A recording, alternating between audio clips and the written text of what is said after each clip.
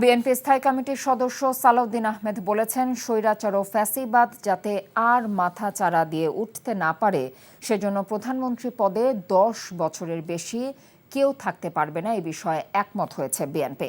স্থায়ী কমিটির আরেক সদস্য আমির খসরু মাহমুদ চৌধুরী জানিয়েছেন, ফেব্রুয়ারিতে জাতীয় নির্বাচনের সময় নির্ধারণ হওয়ায় স্বস্তি প্রকাশ করেছে ইউরোপীয় ইউনিয়ন। আলাদা অনুষ্ঠানে এসব কথা বলেন তারা। ইমরুল হাসানের রিপোর্ট। প্রতিষ্ঠার 13 বছর পার করল নাগরিক ঐক্য। এই উপলক্ষে জাতীয় প্রেস ক্লাবে আলোচনা সভায় জাতীয় নির্বাচন সামনে রেখে সংস্কার প্রক্রিয়া আরও ত্বরান্বিত করার তাগিদ দেন বক্তারা। বিএনপির নীতি নির্ধারণী ফোরামের সদস্য সালাউদ্দিন আহমেদ বলেন, সুষ্ঠু গণতন্ত্রের স্বার্থে প্রধানমন্ত্রীর মেয়াদ নিয়ে ছাড় দিয়েছে বিএনপি। তবে নির্বাহী বিভাগের ক্ষমতা খর্ব না করার আহ্বান জানান তিনি। বলেন, সাংবিধানিক প্রতিষ্ঠানগুলো যাতে স্বাধীনভাবে কাজ করতে পারে, প্রয়োজনে সেই আইন প্রণয়ন করা যেতে পারে। সময় অনেক লাগছে, কিন্তু আমি বিশ্বাস করি আমরা একটা জায়গায় ঐক্যতে আসতে পারবো।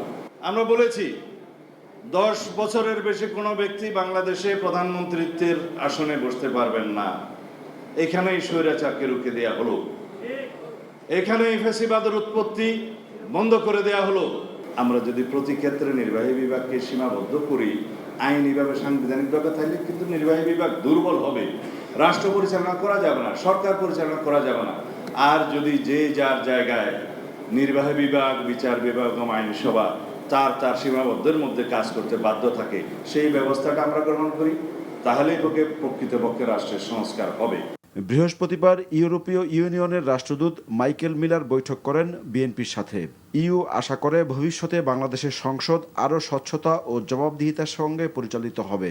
নির্বাচনে ফেব্রুয়ারিতে হতে যাচ্ছে, এই জন্য সবার তো একটা স্বস্তি আছে, সন্তুষ্টি আছে এবং আশা করছে আমরা দ্রুত নির্বাচনের দিকে গিয়ে আমাদের যে গণতান্ত্রিক প্রক্রিয়ায় অর্ডারের দেশটা ফিরে যাবে। কারণ তারাও তো সবাই অপেক্ষা করছে, অনেক কিছু অপেক্ষা করছে একটি নির্বাচিত সরকারের উপর, তাদের কর্মকাণ্ড আগামী দিনে কী হবে। এদিকে গণ অধিকার পরিষদের সাথে বিএনপির লিয়াজো কমিটির বৈঠক শেষে আমির খসরু মাহমুদ চৌধুরী বলেন, যেসব বিষয়ে রাজনৈতিক দলগুলোর ঐক্যমত্য হবে সেসব বিষয়ে সংস্কার হবে, এর বাইরে যাওয়ার কোনো সুযোগ নেই। Imrul Hasan, NTV news, Dhaka. Bundle থাকলে প্রতি সেনমানিতে টাকা বাঁচবে।